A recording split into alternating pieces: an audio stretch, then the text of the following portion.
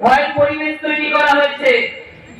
পুরো সারা দেশে এসআইআর চলছে, কোথায় 1 কোটি নাম বাদ গেছে, কোথায় অনেক লক্ষ লক্ষ নাম বাদ গেছে।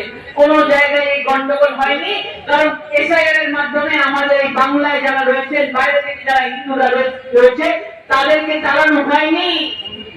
কিন্তু অনুপ্রবেশকারী রোহিঙ্গাদের বাঁচাতে গিয়ে মমতা বন্দ্যোপাধ্যায় আর তার সরকার সবাইকে ভয় দেখিয়ে দিয়েছে, কারণ নিজের সেই রোহিঙ্গাদের যদি না বাঁচায় তাহলে তারা ভোটের বৈতরণী পার হবে কি করে। এবং আমাদের এই কলকাতাবাসী আমাদেরকে সব সময় ভারতীয় জনতা পার্টিকে আশীর্বাদ করে এসছে। আজকে কি লোকসভা নির্বাচন হোক কি বিধানসভা নির্বাচন হোক, আজকে আপনাদের এই বিধায়ক সুব্রত ঠাকুর আপনাদের কাছে আছেন, সবসময় আশীর্বাদ করে এসছেন। আমরা জানি এবারে 2026-এর নির্বাচনও আপনারা আশীর্বাদ করবেন। 15 বছরের এই সরকার বাংলাটাকে ধ্বংস করে দিয়েছে। সেই জন্য এখানে যারা রয়েছে সবাই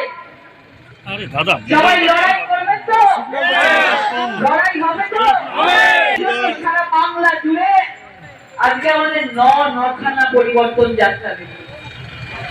সকাল থেকে রাত অব্দি টানা 6 দিন ধরে আমরা মানুষের কাছে পৌঁছানোর চেষ্টা করছি, মানুষের সমস্যার কথা শুনছি এবং আমরা কথা দিচ্ছি যে আমরা মানুষের সমস্যার সমাধান করব। আমাদের সরকার এলে আজকে প্রত্যেকটা মানুষ যাতে সুখে শান্তিতে থাকতে পারে, তাদের প্রত্যেকের ঘরে যেন মঙ্গল হয়, আমরা সবাই চেষ্টা করব।